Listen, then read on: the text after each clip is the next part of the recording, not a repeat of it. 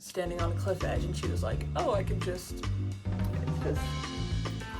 not want them to be alive at all. Welcome to another video.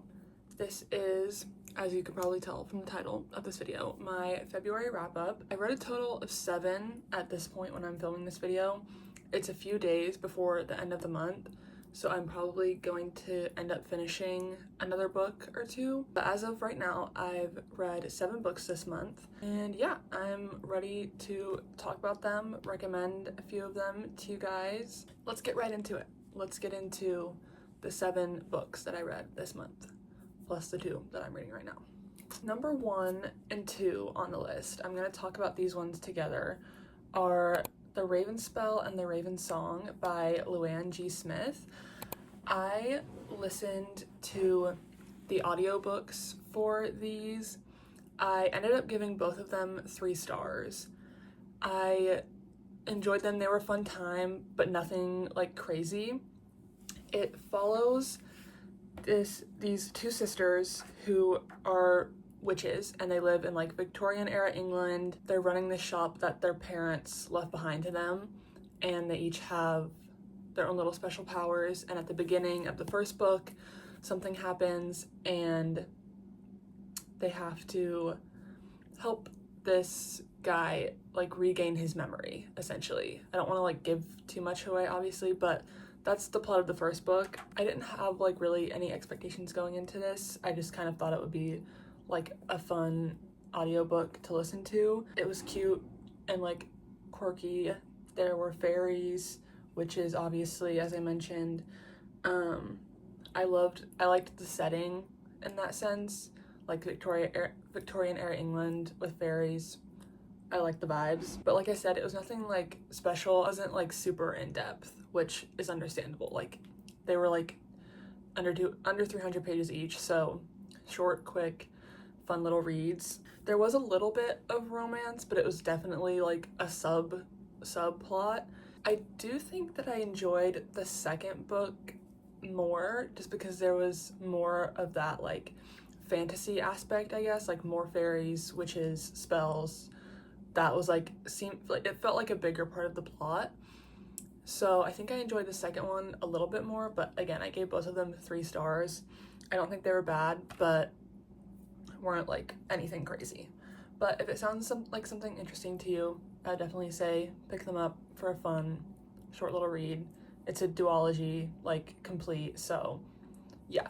Moving on, the next book that I finished this month was Animal Farm by George Orwell. I had not like planned on reading this.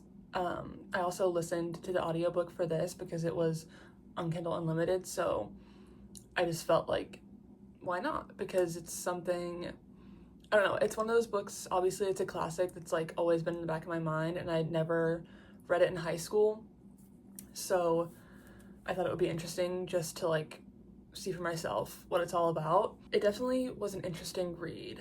I would give this one around 3 stars as well.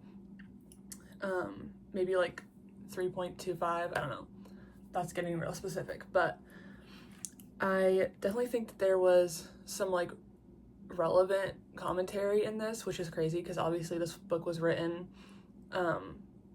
like decades ago. If you don't know the plot of Animal Farm, essentially it is obviously about these animals living on this farm, and they kind of like take over, and there's Napoleon who's like who ends up being like the kind of like fascist leader of the farm, and there's a lot of gaslighting, and there's a lot of like inciting fear in the animals. By the end of it, the people in like, well, not the people, they're animals. The animals, the pigs in power are like kind of unrecognizable, and they're doing all of these things that they said that they wouldn't, and that they said that everybody else shouldn't do, but they're doing it because they're in power, so they can.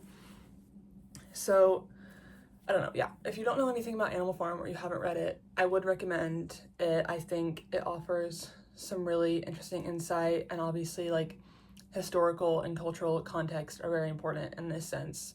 This was written around like World War II, I believe. The main like takeaway that I got from it was just how, I don't know, even though this book was written decades ago, there was still so much, like, so many themes and so much commentary that still felt relevant to today and the current situation that our world is in. So if there's a time to read it, honestly, now's the time if you haven't gotten around to that. The next book that I read in February this month was Queen Hereafter by Isabel Schuler, and I actually have the physical copy of this book.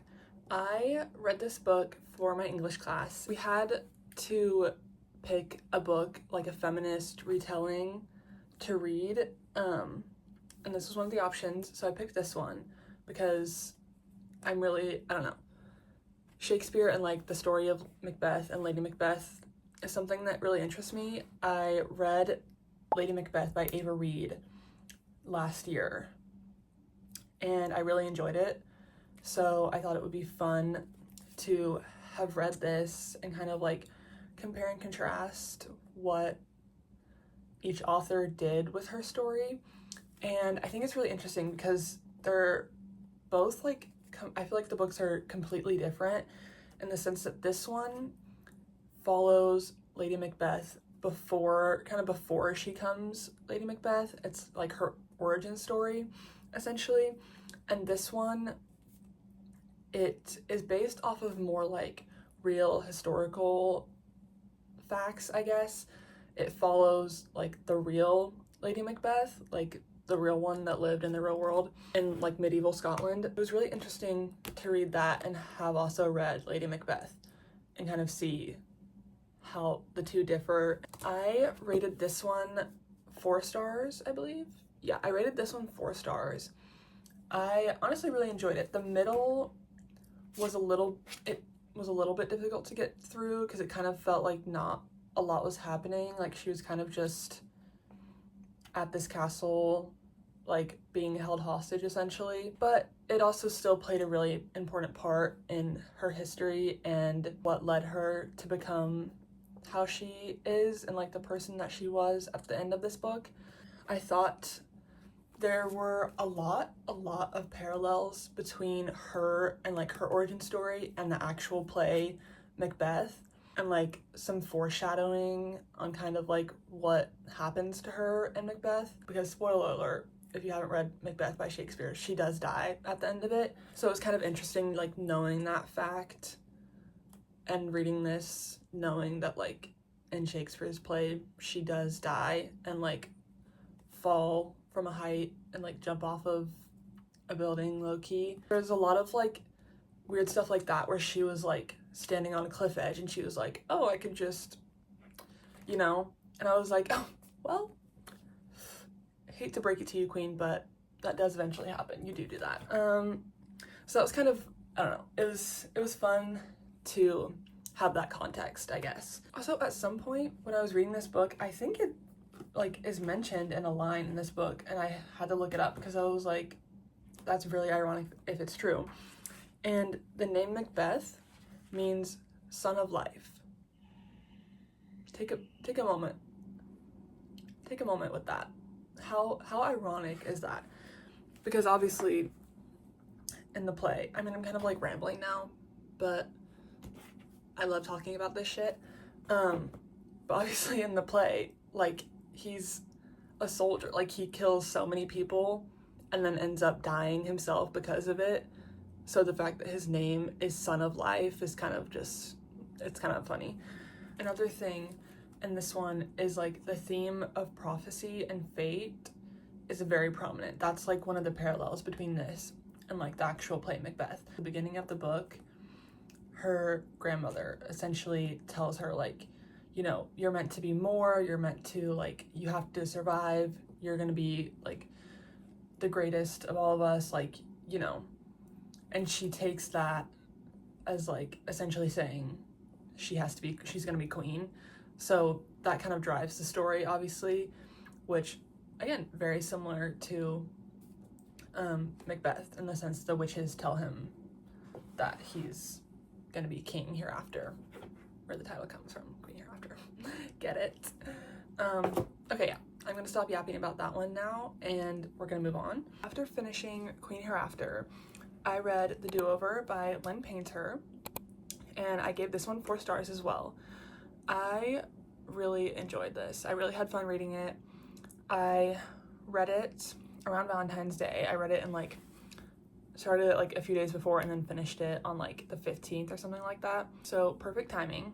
This book is about a girl named Emily who ends up reliving the same day over and over again, and it's Valentine's Day, and it's just like this horrible day, and like everything that goes wrong could possibly go wrong, and she keeps reliving it and trying to change things. That's the plot of it. I don't want to give away too much because I thought it was really cute and I liked the storyline, and I think that Lynn Painter did a really good job of like keeping it interesting, because obviously she's living the same day over and over again, so like it can get a little bit repetitive, but I think she did a good job of making it interesting and switching things up a little bit. But yeah, this one's just really cute. I think she also, like, she always, even though these books are kind of like, her books are like fun little young adult rom-com romance books,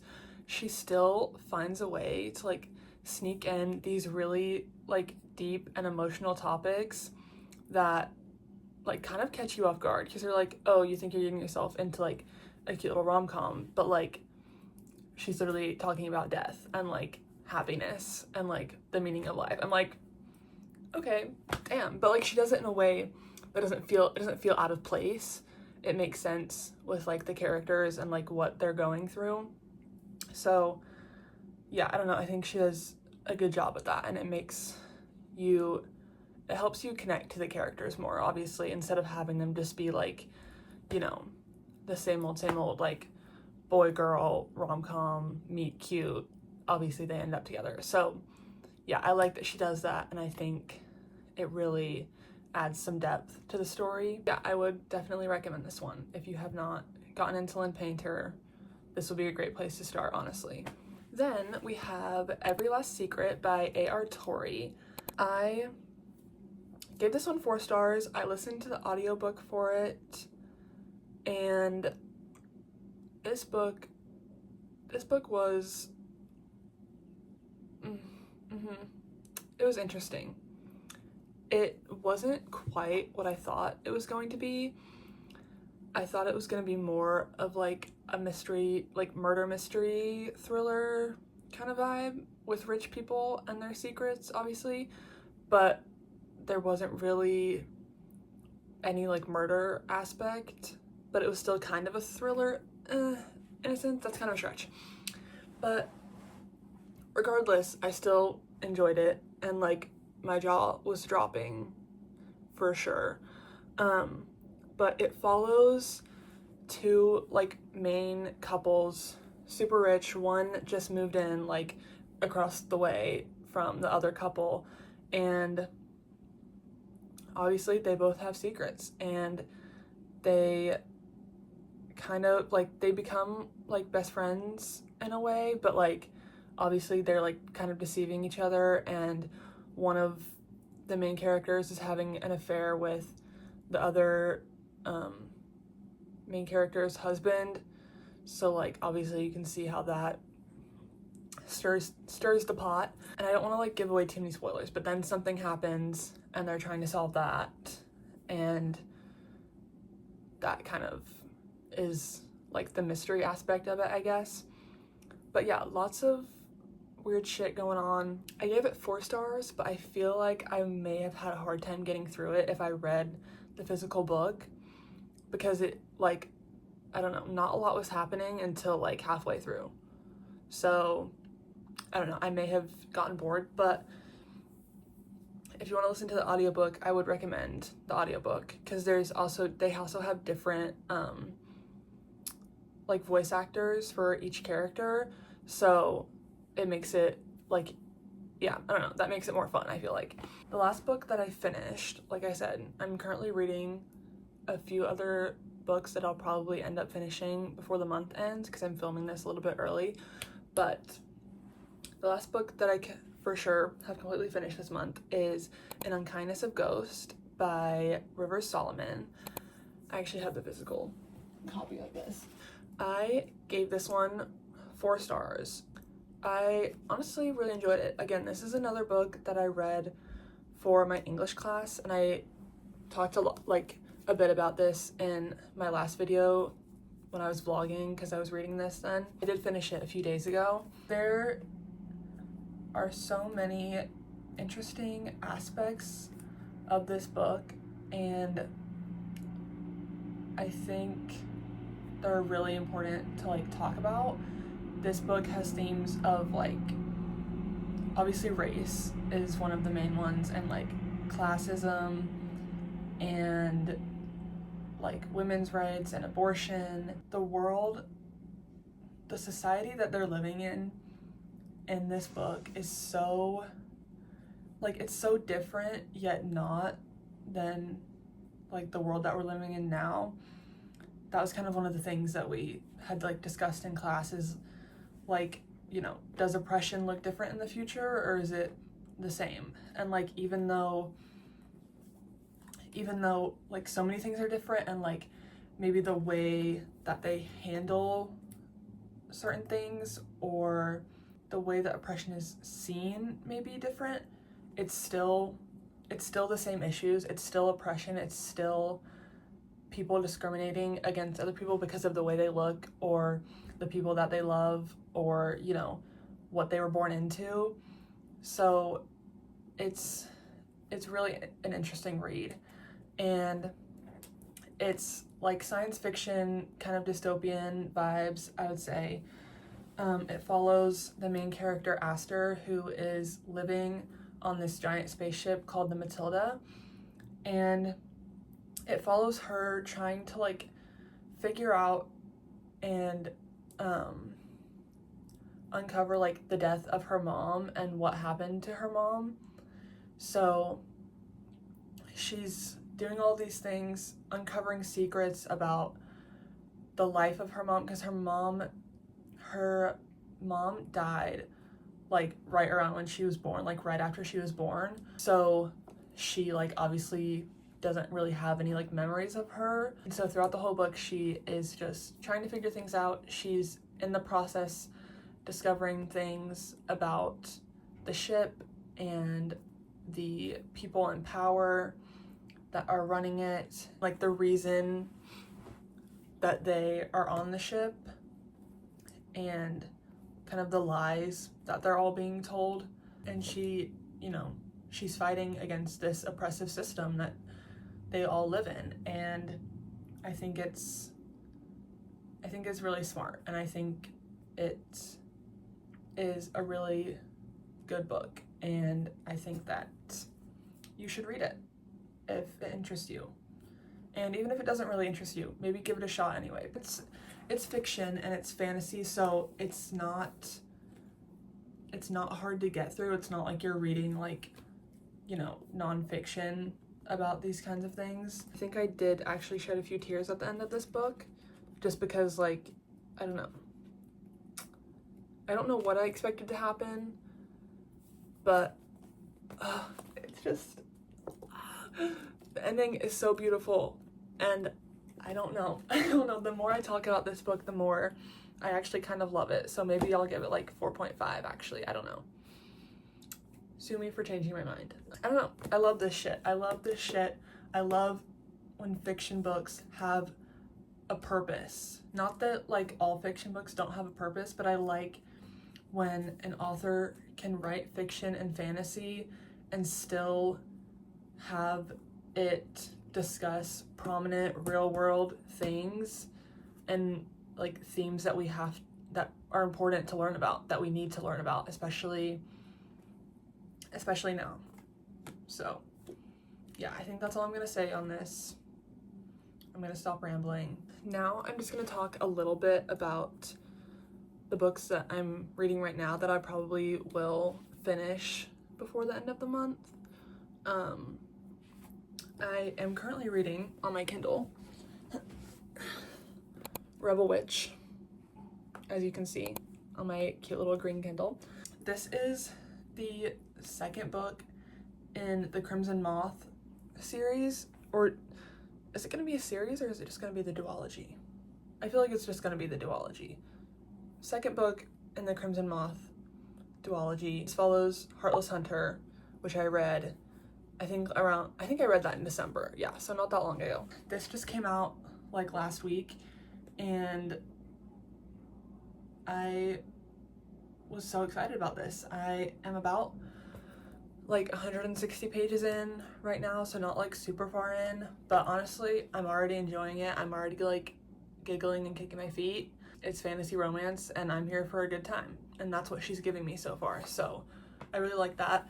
Unfortunately, I feel like I may have already guessed the plot twist like 100 pages in, so that's a little bit unfortunate if that is the case, but we're gonna hope maybe that's not.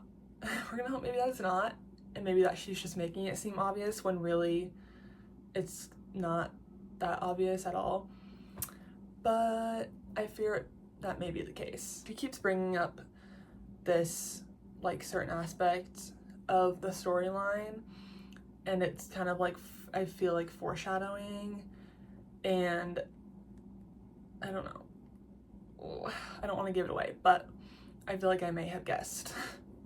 I feel like I may have guessed what happens, but regardless, I still really love the characters in this book. Rune and Gideon, I think, are really great characters, and they're both very like complex in their own ways.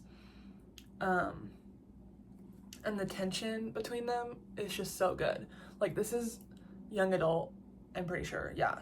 But like the tension, I feel like the tension always hits different in young adult books for some reason. Like, it just hits different.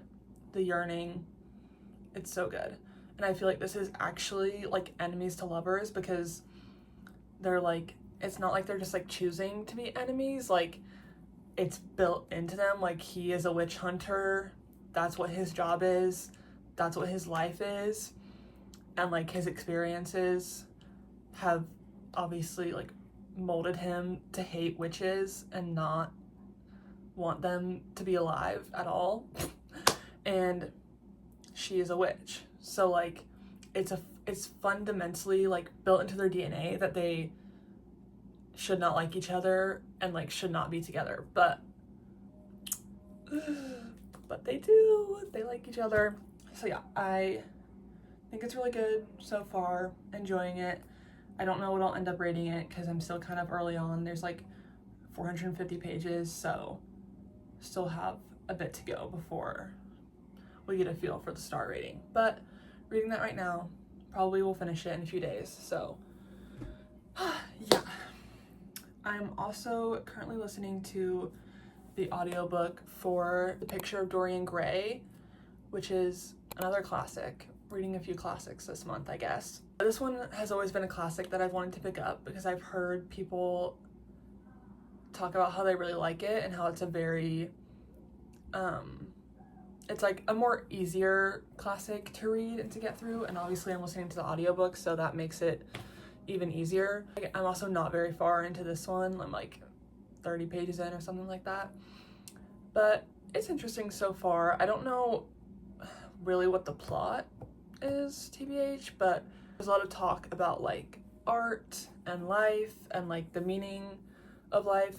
There was a really like interesting conversation between some of the characters about like influence and how like influence is, in any sense, is like bad because it's impacting like a person's true nature. And I just really thought that was interesting because obviously in today's society we're influenced by everything every day with social media. Like, nobody has an original thought these days. So I thought that was just really interesting to hear, and I was like, you know what, yeah, you're kind of right. But also, I don't know, there is truth to that statement, but I also think that like being influenced by like the people that we love and like the things that we love are kind of what make us us. Like, we're you know, we're built up by those things, and that's like part of what makes us unique as human beings. So I think there's also that aspect to it. But yeah, I thought that was interesting. So I feel like there's going to be more stuff like that throughout the book, just like touching on topics like that and like commentary on things like that. Yeah, that's all I really had to say about that one, because again, I'm not very far into it. That concludes my February wrap up, the 7 books that I read, plus probably at least 8 if not 9 after I finish those books that I just talked about. But yeah, I feel like it was a pretty good reading month, honestly. Not any like 5 stars or like god tier books, but those are coming. I can feel it, because in March we have Oathbound releasing and Sunrise on the Reaping, and those books, I feel it in my bones, are probably gonna both be 5 stars for me. So the 5 stars are coming. The new favorite books are coming. But this month was still fun. Lots of interesting reads. Let me know if you've read any of the books that I talked about today and what your thoughts were on them in the comments. And be sure to like this video and subscribe if you're not subscribed. I see you. Please just subscribe. But yeah, that is all I have to talk about today. I had fun discussing these books and rambling on for what felt like ages, probably too long. I'm probably gonna have to cut this video down quite a bit, but that's just what I do. I ramble about books, and if you're watching this video, that's what you're here to see. So thank you for watching to the end if you've gotten to this point, and I will talk to you guys in the next video. Bye.